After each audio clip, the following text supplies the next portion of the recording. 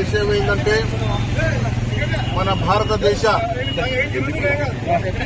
మాజీ కాంగ్రెస్ పార్టీ అధ్యక్షురాలైనటువంటి సోనియా గాంధీ జన్మదినం సందర్భంగా నందిగామ గ్రామంలో పెద్ద ఎత్తున కాంగ్రెస్ పార్టీ వారి మండల్ ప్రెసిడెంట్ గారి నాయకత్వంలో ఈ ప్రోగ్రాం అంటే కేక్ కట్ చేసి పండ్లు పంపిణీ కార్యక్రమం చేయడం జరిగింది.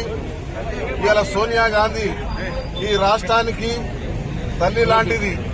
ఎందుకంటే తెలంగాణ రాష్ట్ర దాదాపు 60 సంవత్సరాలు మనకు తెలంగాణ రావాల్సి ఉండే మన తెలంగాణ రాష్ట్రంలో చాలా మంది యువకులు ఆత్మహత్యలు చేసుకున్నారు.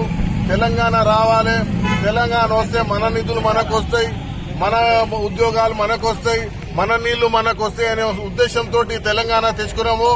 ఇవాళ తెలంగాణ తెచ్చుకున్న సందర్భంలో సోనియా గాంధీ నాయకత్వంలో మనం అందరం కూడా ఈ రోజు బర్త్డే చేసుకుంటున్నాము. సోనియా గాంధీ గారు, రాహుల్ గాంధీ గారు ఇచ్చినటువంటి 6 గ్యారంటీల స్కీమ్ కూడా ప్రతిదీ కాంగ్రెస్ పార్టీ ముఖ్యమంత్రి రేవంత్ రెడ్డి గారి నాయకత్వంలో మనం అందరము ఫస్ట్ రేవంత్ రెడ్డి గారు ప్రమాణ స్వీకారం చేసినప్పుడు ఆరోగ్యశ్రీ రాజీవ్ ఆరోగ్యశ్రీ కార్యక్రమానికి 10 లక్షలు బీమా చేయడం జరిగింది. అలాగే మహిళలకు ఉచిత బస్ సౌకర్యం కల్పించడం జరిగింది.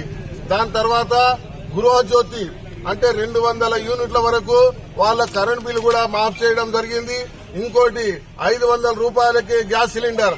ఎందుకంటే భారతదేశంలో బీజేపీ వాళ్ళు 1200 వరకు తీసుకుపోయినటువంటి గ్యాస్ సిలిండర్ ధరని సబ్సిడీ కింద ప్రభుత్వము ఎవరైతే గ్యాస్ సిలిండర్ మనం ఇస్తున్నామో ఆ సబ్సిడీ గవర్నమెంట్ కట్టడం జరుగుతుంది.